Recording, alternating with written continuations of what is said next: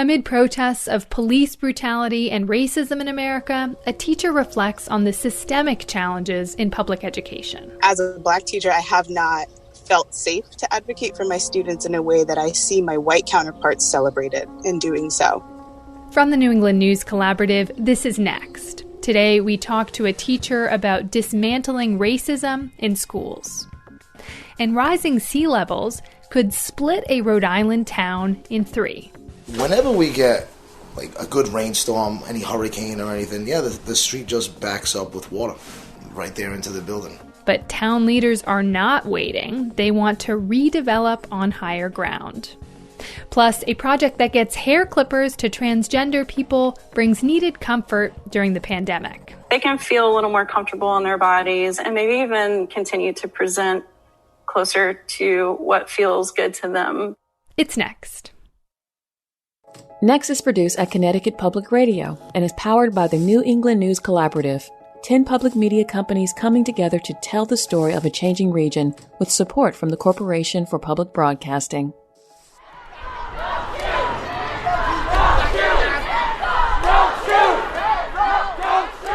I'm Morgan Springer. Thanks for joining us. For more than a week now, people have been protesting the death of George Floyd, police brutality, and racism in America. Across New England, in Burlington, Vermont, Hartford, Connecticut, Manchester, New Hampshire, Springfield, Massachusetts, Providence, Rhode Island, Portland, Maine, and many other cities and towns in the region, demonstrators have rallied outside police departments, on highways, and through downtowns. Here are some of their voices. For me, it's really important that I'm out here to show that I'm in unison with everybody else. We're tired of seeing black men and black women die by the hands of the people that are supposed to protect and serve us. I was held at gunpoint from your officers from trying to say that I stole my own vehicle. I've had to watch way too many videos of people dying right in front of me. We don't have much to lose. We have to fight. This is not fair. There should be no reason why we are not policed the same way white people are policed. There's no way for them to understand it because they're not around it. They don't see it constantly. All they see is where they come from. They're used to police being good guys, they're friends, they help them. But they're not used to seeing police killing people for no reason, beating them, arresting them for no reason. Let me read your song. Rest in peace, George Floyd. Rest in peace, Eric Garner. Rest in peace, Breonna Taylor. Rest in peace, Trayvon Martin. Rest in peace, Oscar Grant. Rest in peace, Philando Castile. Those were the voices of Alicia McKenzie, Mylea Miller, Randy Wade, Melissa Sandoval, Kat, and Nashawn Teague, as captured by reporters in the New England News Collaborative. We'll have photos from these protests at our website. That's nextnewengland.org. Alicia Thomas is a special education teacher in Springfield, Massachusetts. She has a master's degree in comparative education with a focus in ethnic studies. And in the midst of these recent protests, she posted on Facebook about the role of teachers in dismantling racism. As a Black teacher, she says she'd like to see school administrators support teachers of color more. Alicia joins me to talk about her views. Welcome to the show. Hello, thank you so much for having me. So can you share what compelled you to post and what you wrote about? So I was compelled to post mostly because of the reactions and responses to the murder of George Floyd. And I've been seeing a lot of people step up in different ways, and a lot of people taking time to process or to think about their role in this perpetuation of racism in our society and specifically our schools. As a teacher, I think about that constantly. That's part of my pedagogy, and I felt compelled to share that with the people I talk to. And what about your views on dismantling racism in the classroom and in school buildings specifically did you feel compelled to share? I think that Black teachers and white teachers are viewed differently and accepted differently in schools. And as a Black teacher, I have not felt safe to advocate for my students in a way that I see my white counterparts celebrated in doing so. And that makes me uncomfortable because it's unlikely that I'll see more Black teachers step up if this continues to be an unsafe space. Yeah, one of the things you wrote in your Facebook post was, quote, "I know a lot of teachers of color doing this work and being pushed out of schools for advocating. I know more white teachers who aren't doing this work and keeping their jobs." Now, you were an ethnic studies teacher at Holyoke High School in Western Massachusetts, nearby to where you're teaching now. And can you talk about your experience there and what happened? As a teacher in the first 3 years of their professional practice in a district, your contract can be non-renewed for nearly any reason. And I think when I became a teacher, I didn't ever stop and say, I need to keep my job before I do what's right. I always thought of putting the students first, regardless of what that meant outcome-wise.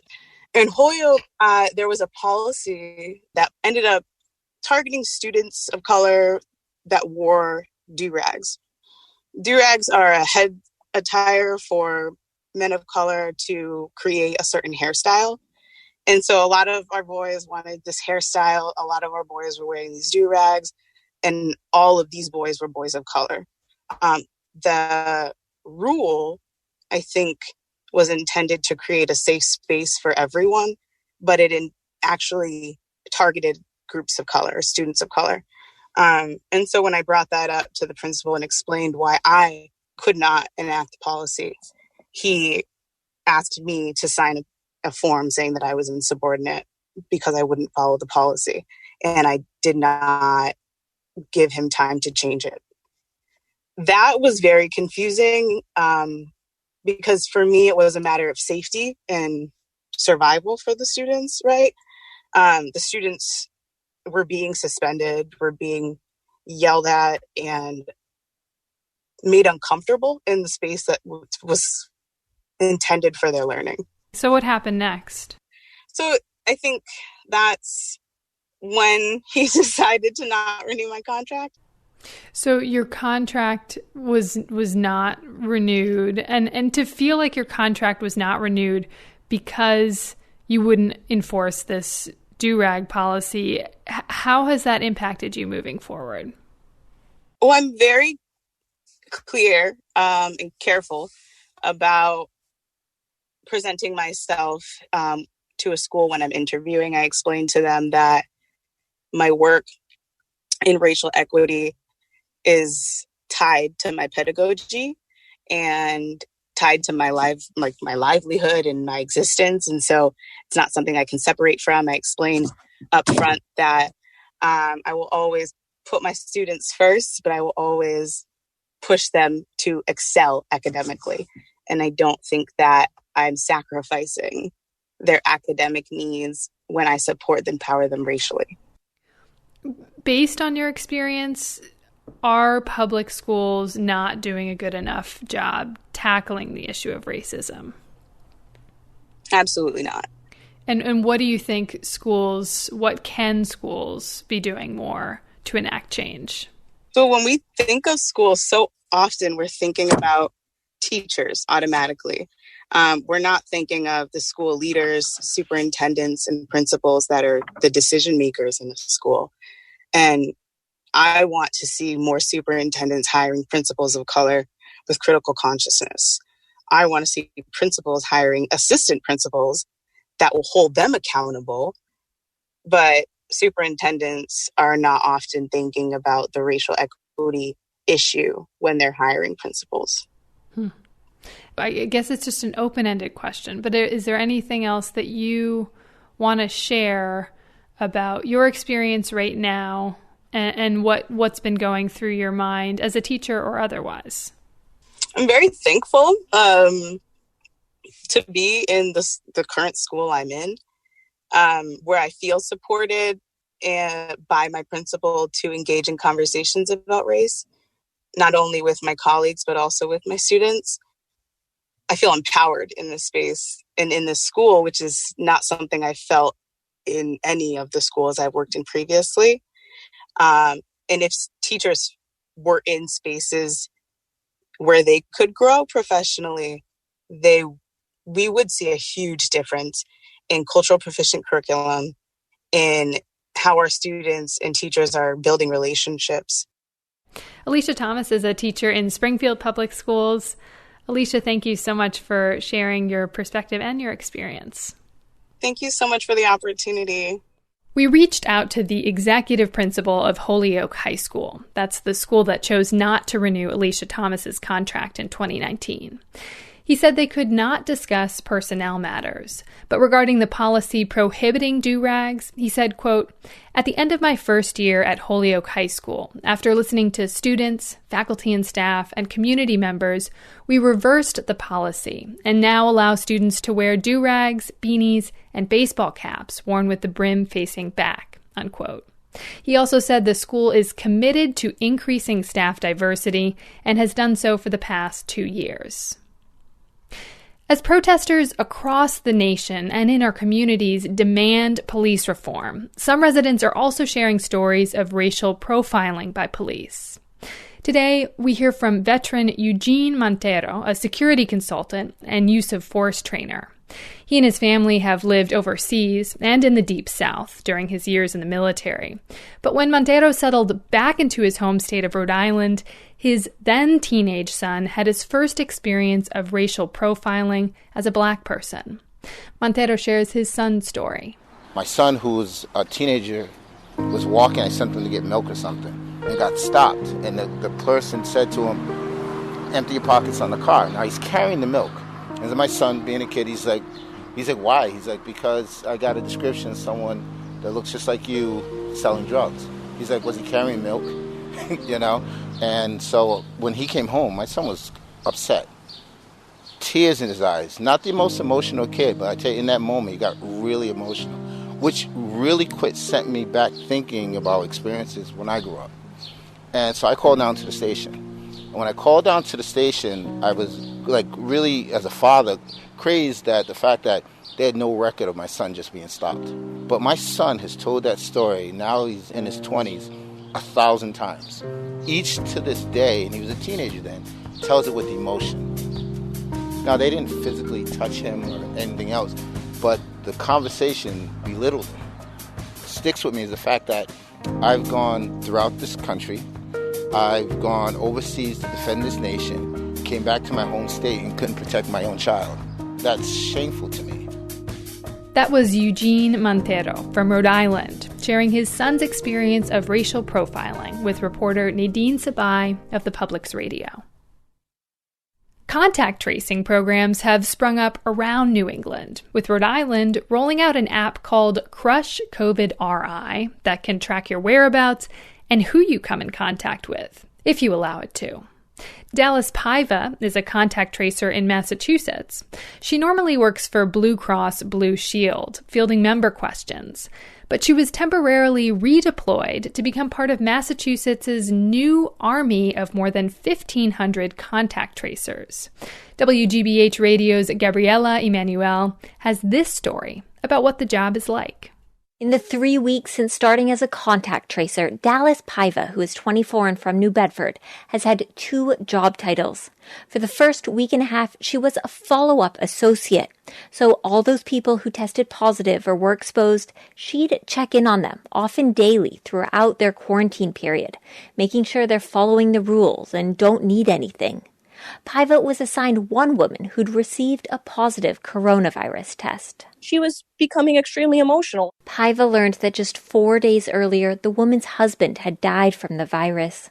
Paiva called her day after day as she mourned and as she sat alone in quarantine, wondering what was in store for her. Regardless of the script and what information we need to collect, we also need to show these people that we're going to be there for them and support them through this. This woman ended up being asymptomatic. She was very appreciative that I continued to follow up with her until she ended her isolation period. Paiva says there was something rewarding about getting to help people during their hardest moments.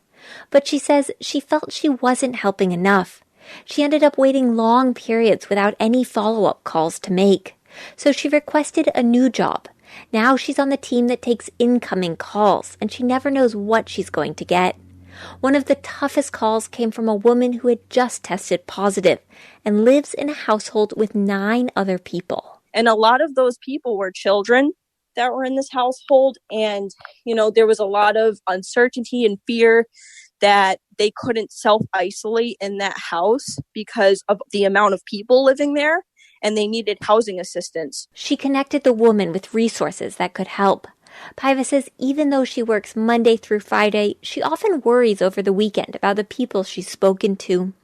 So every Friday, she checks through her notes to make sure everyone is taken care of or there's a supervisor following up. I think that makes it a lot more easier for me to deal with during the weekend. Despite the worrying, she says it's nice to be part of the solution to this pandemic. But the work is far from done.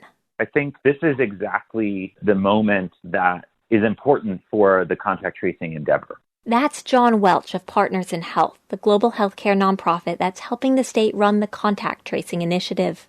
As Massachusetts relaxes regulations and people begin to go out more. The science would suggest that the more social interactions people have, the more close contacts they have. So the task of tracking them all down might get harder. As much as Paiva finds her work as a contact tracer fulfilling, she says she's looking forward to the day when she can go back to being a member services representative for Blue Cross Blue Shield.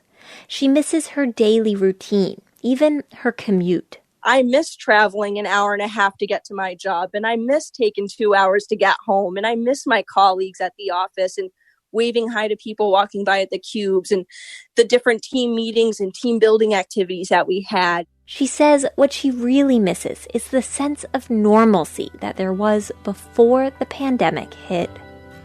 For the New England News Collaborative, I'm Gabriella Emanuel. After the break, with high school graduation just around the corner, students prepare to miss the usual festivities. And a Rhode Island town, threatened by sea level rise, is taking action. It's next.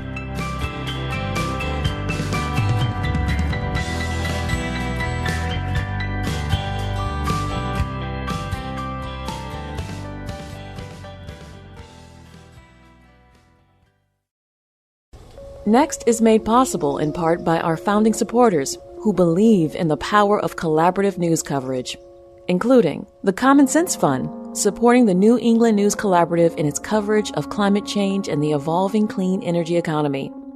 Support also comes from Douglas Stone and Mary Schwab Stone through the Smart Family Foundation of New York. Welcome back. I'm Morgan Springer. High school graduations are coming up. And as state education departments release guidelines for graduation ceremonies during the pandemic, high school seniors in Vermont are getting a clearer picture of how their schools will mark this once-in-a-lifetime achievement during a once-in-a-lifetime public health crisis. Vermont Public Radio's Howard Weiss-Tisman reports. The COVID-19 pandemic first interrupted Owen Hanson's senior year about a week before the cross-country ski team's end-of-season banquet. It was my senior year and really looking forward to it. Just kind of the final goodbye. We had states and everyone was really excited for it. And then we found out that we couldn't have it. And we're still kind of trying to figure out what to do. So that was a bummer. Along with the cross-country skiing, Hanson was supposed to be a captain on the lacrosse team this spring. But the season was canceled. And senior night, when Mount Anthony athletes are recognized for their 4 years of achievement, was also canceled. And so when he heard that graduation this year would have to be scaled down, it all kind of crashed down on him. Once they really kind of announced that we're not doing the normal graduation, it upset me. Again, being able to share that experience with my friends and my family is pretty important to me, and just kind of everything hitting me all in once was pretty difficult. Mount Anthony administrators are still finalizing the graduation plans, but at this point, they're hoping to do a drive-through ceremony with the 200 or so seniors lining up in cars in front of the school. The students will have to wear masks, and when they drive up to the table, they'll walk out of the car and receive their diploma in a plastic bag with no handshakes or hugs.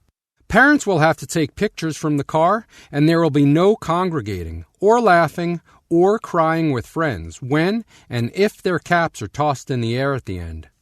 It's not exactly what Brianna Hudson imagined her high school graduation would look like. Some of us have been together since kindergarten.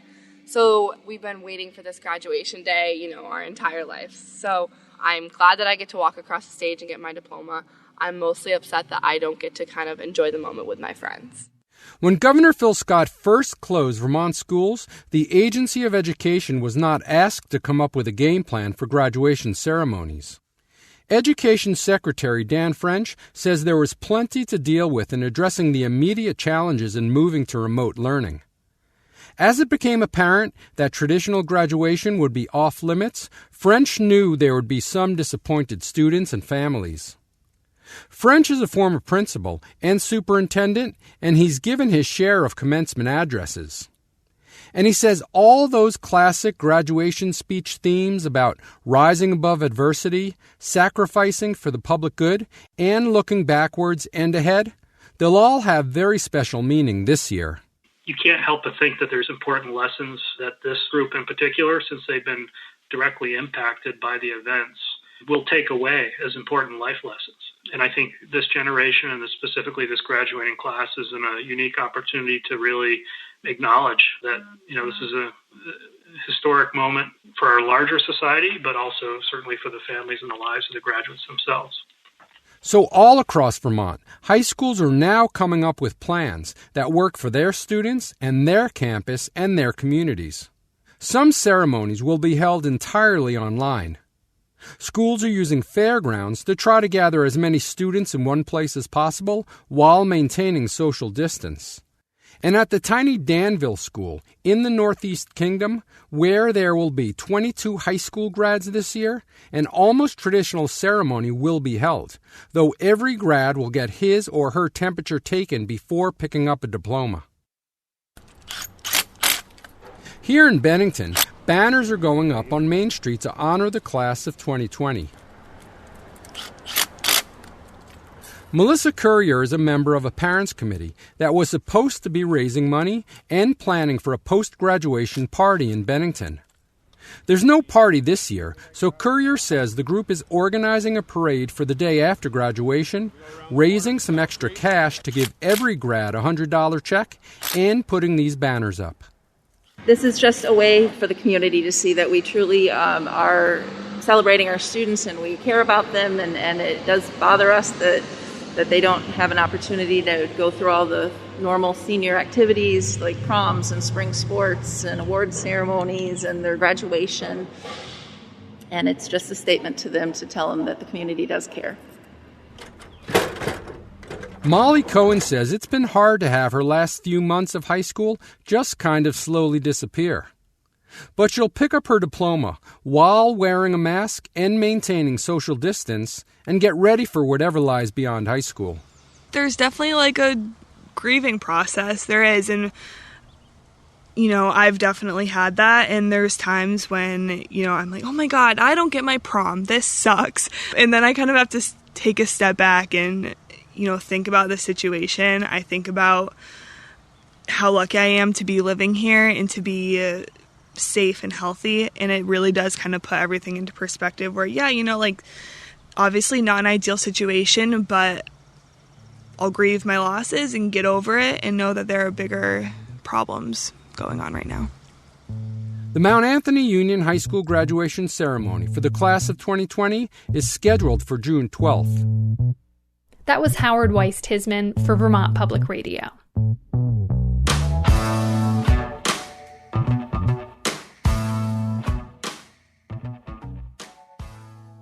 The Atlantic hurricane season has officially started, and predictions are there will be more hurricanes this year than normal.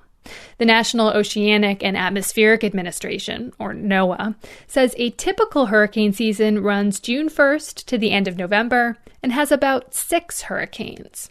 This year, NOAA is predicting as many as 10 hurricanes. Jennifer Francis is a senior scientist at the Woods Hole Research Center on Cape Cod, and she joins me to talk about the coming hurricane season. Hi, Jennifer. Welcome to Next. Thank you, Morgan. Happy to be here. So let's start with this prediction of an above normal season. Why might there be more hurricanes this year than usual? Well, there are many factors that are taken into account to create these predictions, but the main two that are sort of weighing all of the predictions that are coming out of groups that do this sort of thing are the fact that the area of the Atlantic Ocean where hurricanes typically form, especially in August and September, which extends from the coast of Africa across the Caribbean and into the Gulf of Mexico, that entire region has surface ocean temperatures that are well above normal. And that extra heat in the ocean is one of the main sources of energy for tropical storms, both to form and to become stronger. The other big factor that goes into those predictions is whether or not there's an El Nino out in the Pacific. And so because we have no El Nino happening this year, there isn't one predicted, that factor won't be ripping any storms apart. Perhaps one of the most unique things about this year is that we're in the midst of a pandemic. And how will this make things more challenging if we do get this higher than average number of hurricanes that hit the coastline? Right. So it's just going to make it that much more difficult for evacuation to occur, for shelters to be set up, for provisions to be acquired if people need to get emergency food and batteries and all that sort of thing. Already those emergency provisions have been depleted. So it's just going to make the whole thing that much more difficult. And are you aware if state and federal governments are preparing for that sort of scenario right now? I know they're trying, and it's a challenge, as I said. This year, they mostly are saying that they're not as well prepared as they have been in previous years because of all the strains on the system that have been imposed by the pandemic. And so we're really kind of behind the eight ball right now, especially with this very pessimistic outlook on the hurricane season and the fact that we're expecting to see a lot more storms this year. Right, and it's more common to hear about Atlantic hurricanes hitting, say, Florida or North Carolina, but what's the risk for the New England coastline this year? Right, so if you have more storms than average, then that increases the likelihood of one of them making it all the way up to New England. It's just a numbers game, really. So before I let you go, I want to talk climate change for a minute, because you've said in a statement that the only way to keep dangerous storms from becoming more frequent is for the government and the private sector to take action and drastically cut carbon emissions. But in a media teleconference in late May, Jerry Bell, who's with NOAA, said that other climate signals like El Nino and La Nina are so dominant that there may not be any global warming signals to observe in the Atlantic yet. In fact, if you look back through the historical record, back to the 1800s, you'll see that there's no real trend in Atlantic hurricanes or really in the number of hurricane landfalls. So, Jennifer, what is your response to that? I couldn't disagree more. And I think that, NOAA is walking a tight line here because, as you know, the current administration is not, doesn't believe in climate change, or at least states they don't believe in climate change. So I think NOAA is being very careful. There is abundant evidence that climate change is affecting hurricanes in numerous ways. The ocean temperatures generally are increasing around the world. And especially we're seeing increasing ocean temperatures off of our neck of the woods in New England. We've seen very warm waters up in Maine even. And that has no explanation other than climate change and the heat that's being trapped by the extra greenhouse gases in the atmosphere.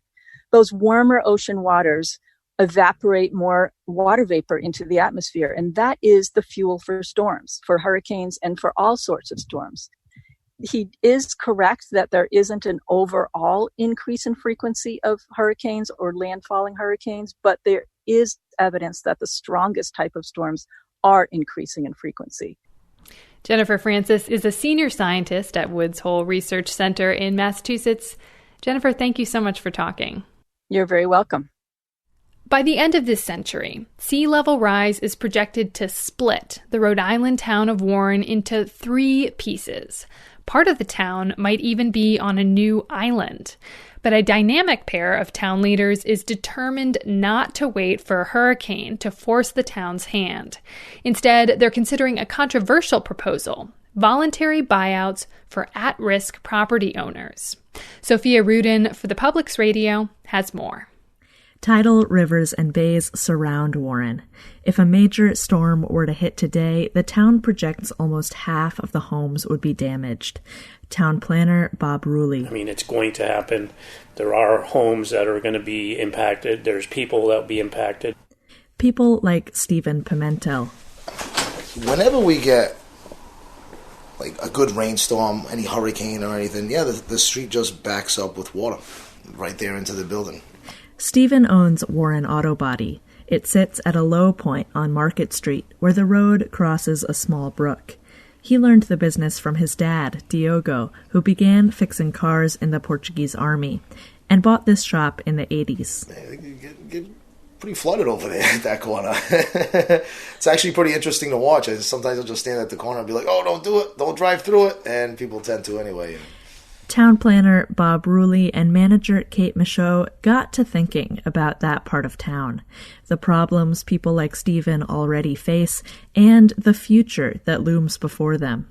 And they got an idea, a bold, untested idea. You know, when we looked at the area where we use as our poster child, the Market Street with dry cleaners, auto body, furniture stripping, it was a little bit of a hallelujah moment. Long-term, Bob and Kate would like to redevelop an area of strip malls on safer, higher ground and use the increased tax revenue to buy out flood-prone property owners in neighborhoods like Stevens. Here's Kate Michaud. I don't want something bad to happen in order for us to address the issue of flood vulnerability. But bold ideas are often only as good as the political buy-in they get. Bob and Kate took their idea to the town council. Metacom Avenue, in my estimation and opinion, represents the absolute best of late 1950s, 1960s planning. Bob warmed up a cautious crowd of council members and continued. So now is where you need to fasten your seatbelts and have some imagination. Right now, we have 100,000 square feet of Job Lot Plaza, one story, all the way to the back. He explained how their plan would work. First, the town would redevelop Metacom Avenue.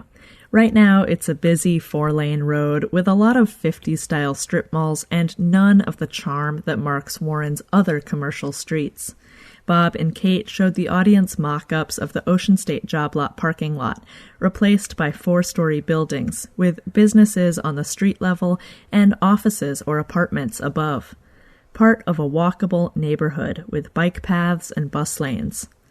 Bob asked them to imagine a redevelopment project that would bring in a lot of local tax money. On the Job Lot Plaza alone, at present, we collect about $110,000 in tax revenue on an annual basis. If we were to build that out to a reasonable scale, we probably would be able to collect about $700,000 to $800,000 on an annual basis.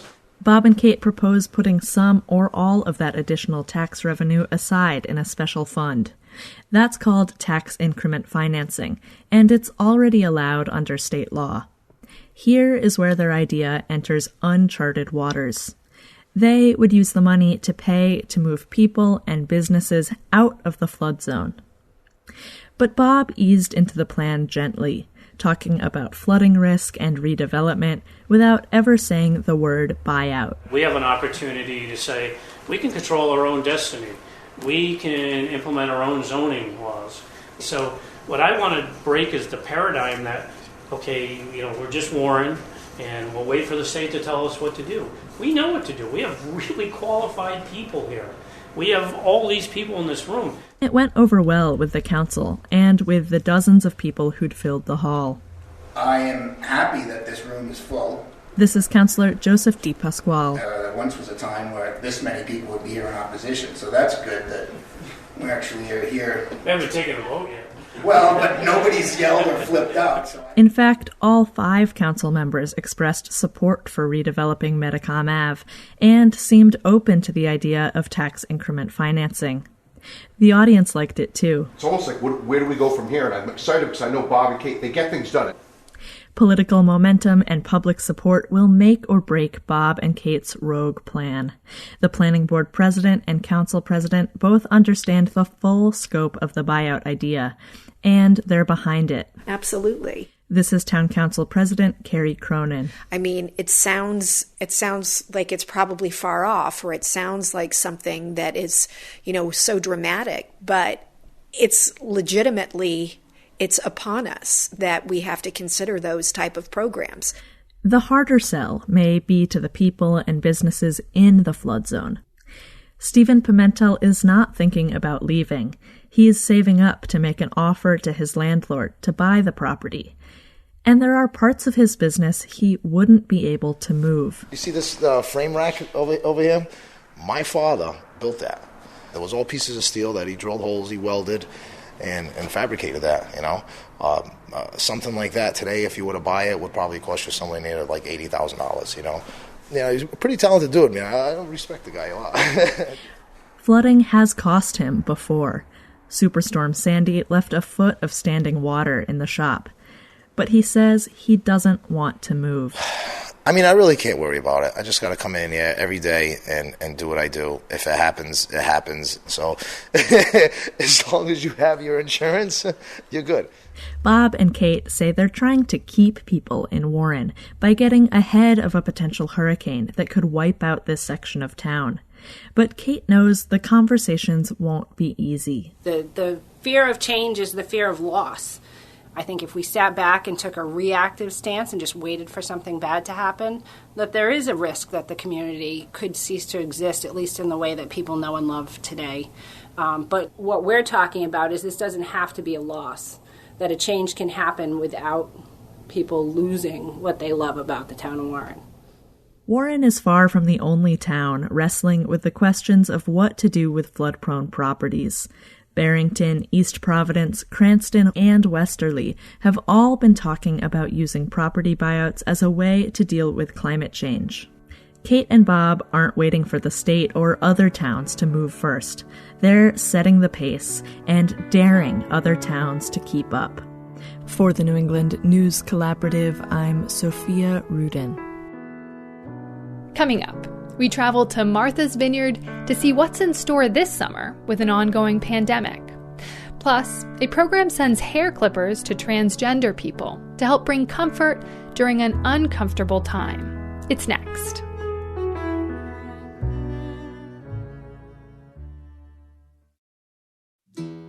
Next is made possible in part by our founding supporters who believe in the power of collaborative news coverage, including the John Merck Fund, supporting the New England News Collaborative in its coverage of climate and clean energy. All right, we're back. In towns throughout New England that rely on tourism, the coronavirus has upended summer traditions and raised questions and doubts about what the season will look like for visitors and residents. That's true for Martha's Vineyard in Massachusetts, where WCAI's Eve Zukoff explores how people on the island are adjusting to the slowdown. In a minivan packed past the point of seeing out the rear window, Dottie and Bob Angler are waiting in Woods Hole.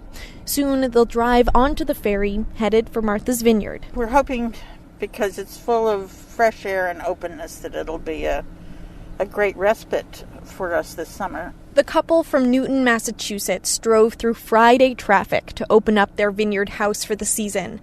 But already they're thinking about how different this summer will be. It's a little sad to think we won't say goodnight to the sun at Menemsha with everybody, because that's always such a treat. But, you make do. I think it doesn't look like it's going to be a real open summer, though. The summer of 2020 is off to a slow start, with just 65% the normal ferry traffic to the island on Memorial Day weekend.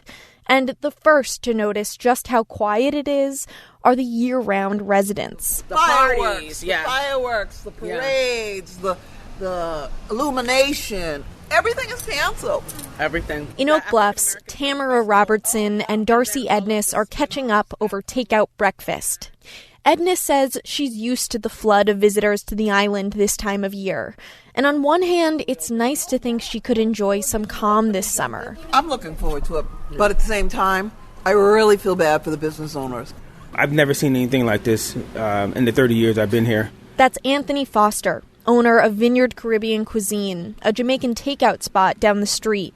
He says business for Memorial Day weekend was down about 70%. He'll need to nearly double his receipts going forward. At 50%, we probably could survive, but actually make money, you kind of need 100% of business that comes in here on the island. To help shopkeepers, the town is considering banning cars from the busy tourist streets, turning them into pedestrian-only walkways. Foster's business partner, Newton Wade, says they need the foot traffic. If somebody come down the street and buy an ice cream, they will see us and buy a jerk chicken. You know, the day trippers, you know, we want to see that. Day trippers like Sue and Steve Carlson, who came up from Rhode Island. I didn't want to do yard work, so I wanted to do something other than yard work. Get out of the house. Get out of the house. So we said, let's take a ride over in the ferry just for something to do. But the day didn't exactly go as planned for Steve. We literally searched for 2 hours for a bathroom. There is not one public bathroom open anywhere on... Seriously, we had a cop help him find some place to use the bathroom because there's no open bathrooms on the island and it's Memorial Day weekend. Go figure. A few streets over, Craig Hall is raking in front of his colorful gingerbread cottage, taking in the newness and challenges of the summer. Well, it's a mess, for sure. He splits his time between here and his home in Pittsburgh. He says he plans to go back and forth between the two, but doesn't recommend tourists do the same. You know, if people haven't been here before, I'd say stay away. Come back in a couple of years when things get back to normal. Until then, he's thinking about the youngest generation of his family. Well, our grandkids aren't coming. I mean, they'd be coming in a week or so, and you know, there's nothing open for them to do. You know, the Flying Horses isn't open. The libraries aren't open. So all that, you know, for little kids, it's an issue. From shuttered carousels to canceled fairs and festivals, there's no question this summer will be different. But to Dottie Angler driving onto the ferry, that's not what matters. When you cross the planks onto the vineyard, a lot of weight gets lifted. And whatever's ahead of us, you know, we know that we'll have that great vineyard feeling again. That feeling? Summer. For the New England News Collaborative, I'm Eve Zukoff. The drive-in movie is having its moment. With indoor theaters closed, outdoor theaters are selling tickets as fast as grocery stores are ringing up toilet paper. Alex Nunes from the Publix Radio spent a recent night at the drive-in with his family and shared his experience. We're watching a movie in our car. Is this exciting? My wife Stacy and I are at the Misquamicut Drive-In Theater with our 2 sons. Julian's 8 and Harrison's 3. It's our first trip outside the house for something fun in months. The drive-in's running vintage ads before the movie starts. One invites us to the concession stand for tasty treats, like the most delicious steaming hot coffee you ever drank. I doubt it. But the concessions here are actually closed for the time being. We've brought along our own popcorn in a big Tupperware container for everyone to share. Here, take your seasoning pack. Julian takes his popcorn spicier than his brother, so he's brought along a Ziploc baggie of Chipotle seasoning for sprinkling. Cars are parked side by side. Some are in reverse, and people have opened up their hatches to watch from the floor of their trunk. For a second, it looks like an average drive-in scene. Then a guy walks by wearing a cloth mask, and I remember we're in the middle of a pandemic. The movie tonight is Jaws, a summer classic that I'm embarrassed to say I've never seen. Maybe I just can't get the pandemic off my mind, but watching Jaws, I see some parallels. People scared of a mysterious and unpredictable threat, a mayor who's afraid his town will miss out on the tourist season, and a scientist who thinks no one has all the answers yet. Of course, the threat in Jaws is definitely different. It was a shark. Other than the parking lot attendants and the guy who pointed us to our spot, we don't interact with anyone else at the movie. But even if we're all closed off in the little worlds of our own vehicles, looking around, you get some sense of camaraderie, a feeling that we're all in this together. Bring him up.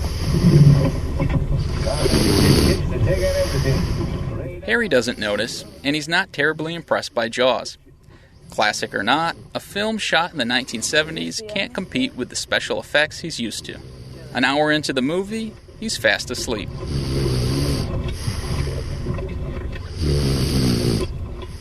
I make it to the scene where the police chief says, "We're gonna need a bigger boat," and then I doze off too. My wife decides it's time for us to head home, back to the world of sheltering in place.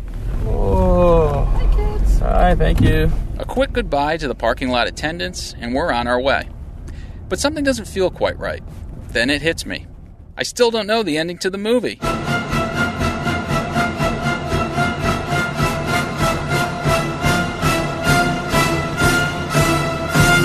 For the New England News Collaborative, I'm Alex Nunes.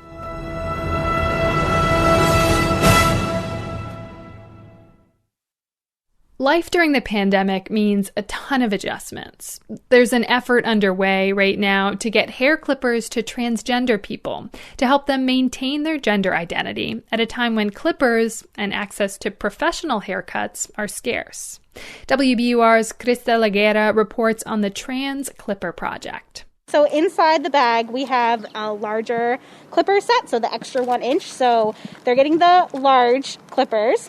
And then we have the attachments.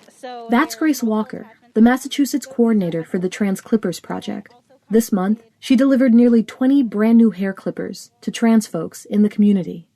Walker included information about food pantries and online support groups, along with a handwritten note. So it's a little care package, and each one has their name that I ironed onto there. Because I want everyone to feel that they are cared for and that they're not alone. During one delivery, a person didn't want to show their hair because it made them so uncomfortable. Her third delivery that day takes her to Roslindale. The bag is marked Riley. It makes the recipient, a non-binary transgender person, emotional. It has my name on it. Like my real name. And I changed my name like 6-7 years ago now. But seeing a perfect stranger using that, no, they only know me that way. In an earlier conversation, Riley Copans admitted that they were willing to risk their life for a haircut. Time was passing by in quarantine, and their hair was growing long.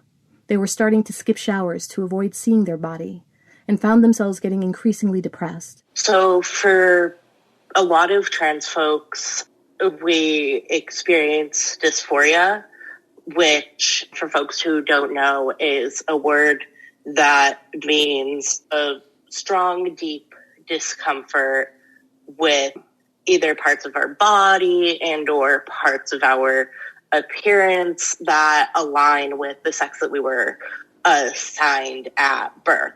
Copans connected with Walker through a grassroots effort out of New Orleans, founded by the organization Imagine Waterworks.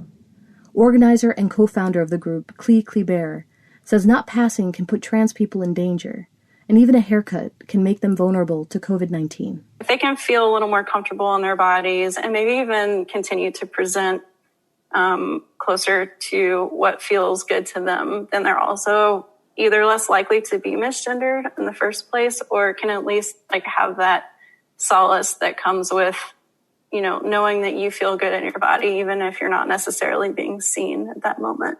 In Copan's backyard, their neighbor Lauren Kiesling did the honors. Kiesling's only experience is shaving her own head, but she felt confident with clippers. They set up a chair under the afternoon sun, each donned face masks, and used extension cords to plug in the clippers. Okay, ready? Mm-hmm. All right. If at any point, I get you or make you uncomfortable, let me know. You're good. I trust you. I'm just taking words that I've heard from my hairstylist. I'm like, Is that what you're supposed to say? It went by quicker than either expected, and Copan's relief was palpable. At a moment when Copan's looking for work and applying for food stamps, their hair is one thing they can control. This is exactly how it's supposed to be. This is how it's always supposed to be. A haircut brings comfort when everything else feels out of their hands. For the New England News Collaborative, I'm Krista Laguera. And that's a wrap on Next this week. You can find our show wherever you get your podcasts. Just search Next New England. Next is produced by me, Morgan Springer. Vanessa De La Torre is our executive editor. The executive producer is Katie Tolarski. The New England News Collaborative is powered by the Corporation for Public Broadcasting, Connecticut Public Radio, Vermont Public Radio, New Hampshire Public Radio, Maine Public Radio, New England Public Radio, WBUR, WCAI, WGBH, WSHU, and the Public's Radio.